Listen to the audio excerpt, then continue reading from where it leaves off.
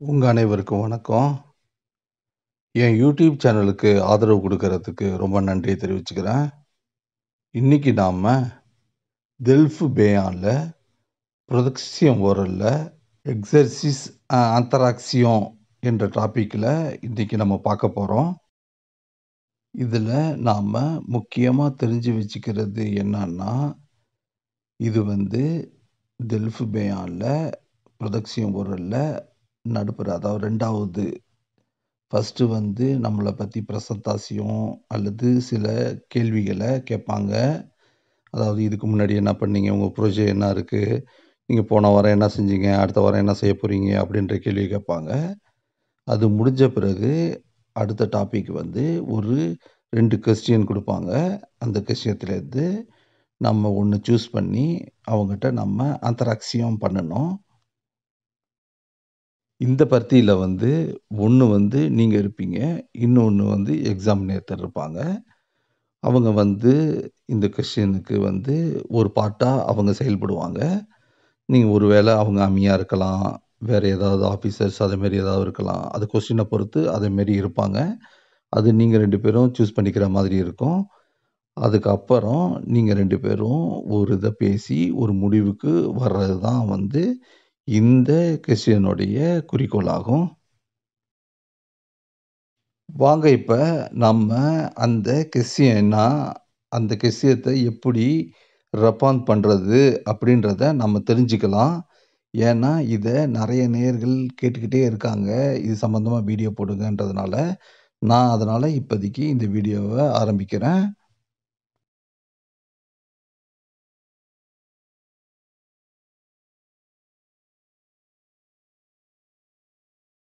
Question.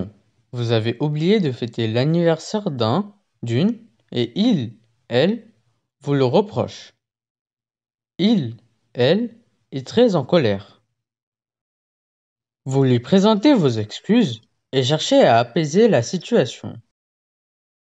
இதுதாங்க அந்த கேள்வி.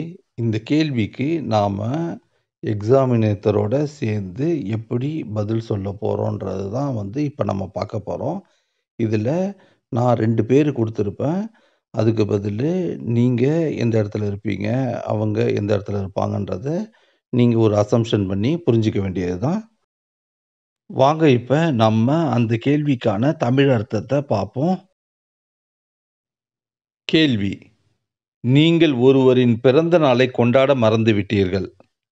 அவர் உங்களை குற்றம் சாட்டுகிறார்.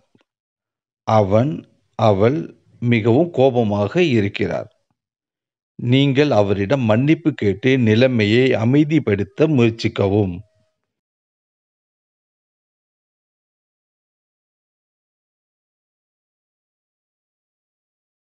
Pourquoi est-ce que tu n'es pas venu à mon fête d'anniversaire? என் பிறந்தநாள் விழாவிற்கு நீ ஏன் வரவில்லை? Je suis désolé. Je ne suis pas venu à votre fête d'anniversaire parce que j'ai eu un rendez-vous. என்னை மன்னிக்கவும். எனக்கு அப்பாயின்ட்மென்ட் இருந்ததால் உங்கள் பிறந்தநாள் விழாவிற்கு என்னால் வர இயலவில்லை.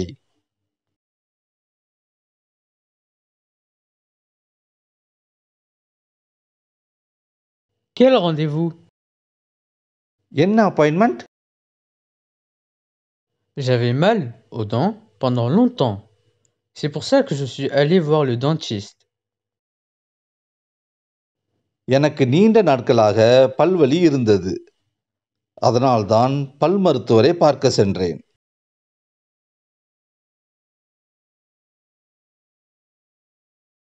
Pourquoi est-ce que tu m'as pas appelé? நீ ஏன் என்னை அழைக்கவில்லை? Le docteur m'a arraché une dent. C'est pour ça que je n'ai pas pu te parler. Doctor என் பல்லை பிடுங்கினார். அதனால்தான் உன்னிடம் பேச முடியவில்லை.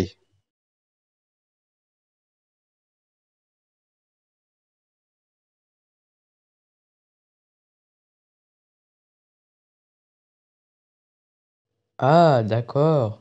J'étais en colère contre toi car tu n'étais pas présent pour mon anniversaire. Mais maintenant que je connais la raison, Je m'excuse de t'avoir engueulé. ஆஹா, அப்படியா? என் பிறந்த நாளுக்கு நீ இல்லாததால் உன் மீது எனக்கு கோபம் வந்தது. ஆனால் இப்பொழுது காரணம் தெரிந்ததும் உன்னை பேசியதற்கு மன்னிப்பு கேட்டுக்கொள்கிறேன். Non, c'est à moi de s'excuser, car je n'ai pas pu te voir pour te prévenir de mon absence. La prochaine fois, je viendrai à la fête d'anniversaire.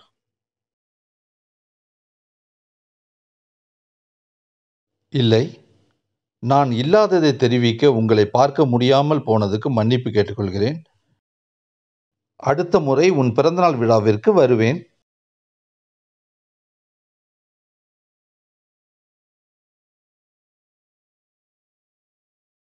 D'accord, prends soin de toi et à bientôt. சரி, உன் உடல்நிலையை நன்றாக பார்த்துக்கொள். விரைவில் சந்திப்போம். Merci, au revoir. நன்றி, மீண்டும் சந்திப்போம். இப்படி தான் நம்ம இந்த கொஸ்டினுக்கு ஆன்சர் செய்யணும். இது நான் என்னுடைய சிச்சுவேஷனை, அதாவது சும்மா சாம்பிளை இதை நான் சொல்லியிருக்கேன். இதை தான் நீங்கள் சொல்லணுன்றது அவசியம் கிடையாது. நீங்கள் வேற ஏதாவது உங்களுக்கு ரீசனாக இருக்கிற மாதிரி ஒரு பேப்பரில் எழுதி பழகிக்குங்க. அதை நீங்கள் பயன்படுத்திக்கிங்க. இப்படி தான் நம்ம இந்த கொஸ்டினுக்கு ஆன்சரை நம்ம கொடுக்கணும். இது தெல்ஃபு பேயாங் மட்டும் கிடையாது.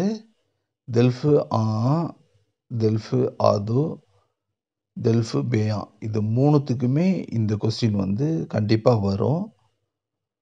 அதனால் இதை நம்ம நல்லா ப்ராக்டிஸ் பண்ணுறது மூலமாக நம்ம ப்ரொடக்ஷன் ஓரலுடைய எக்ஸாமை நம்ம ஈஸியாக தேர்ச்சி பெறலாம். நேர்கள் அடிக்கடி ப்ரொடக்ஷன் ஓரலில் எக்ஸசைஸ் ஆன்சர் செக்ஷனில் சாம்பிள் ஒன்று கொடுங்க, இது எப்படி எழுதுறதுன்னு சொல்லியிருந்தாங்க. அதனால தான் நான் இந்த வீடியோ போட்டேன். மேற்கொண்டு எனக்கு டைம் கிடைக்கும் போதெல்லாம் நான் உங்களுக்கு இன்னும் சில எக்ஸாம்பிள்ஸை எப்படி ஆன்சர் எழுதுறதுன்றத நான் விரைவில் உங்களுக்கு வீடியோ போடுறேன். உங்களுக்கு இந்த வீடியோ பயனுள்ளதாக இருக்கும் அப்படின்றத நான் நம்புகிறேன். உங்கள் ஃப்ரெண்ட்ஸு எக்ஸாமுக்கு யாராவது படிச்சுக்கிட்டு இருந்தாங்கன்னா அவங்களுக்கு இது பயனுள்ளதாக இருக்கும்னு நான் நம்புகிறேன். இதை ஷேர் பண்ணுங்கள் அவங்களுக்கு. மீண்டும் அடுத்த வீடியோவில் சந்திப்போம்.